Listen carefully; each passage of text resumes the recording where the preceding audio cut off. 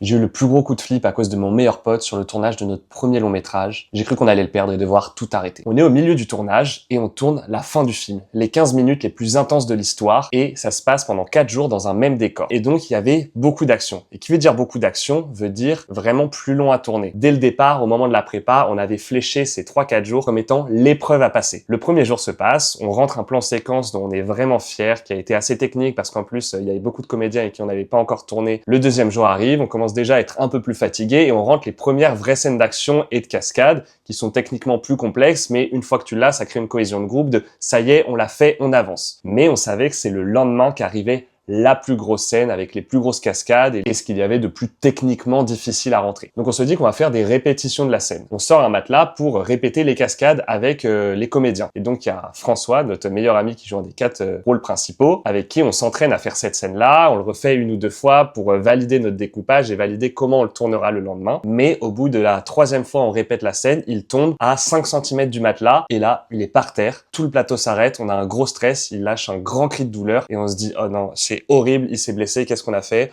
On s'y est mal pris. Il se relève, il met du temps à s'en remettre, on se demande s'il a quelque chose de cassé. Au final, ça avance et il bouge la main. On se dit que ça va aller, il s'est bien écorché, mais rien de grave. Et on se dit, ok, c'est trop dangereux, on peut pas tourner la scène comme ça, il faut qu'on change tout. Et donc, on passe rapidement 1 heure avec l'équipe mise en scène à redécouper la séquence. Comment on pourrait le filmer, comment on triche cette cascade, parce qu'il faut qu'il n'y ait pas de cascade, on doit trouver une autre solution. Le lendemain, on la rentre. Et là, aujourd'hui, on est trop heureux parce que quand on montre cette scène aux spectateurs, ils ne s'en rendent pas du tout compte et c'est vraiment leur scène préférée.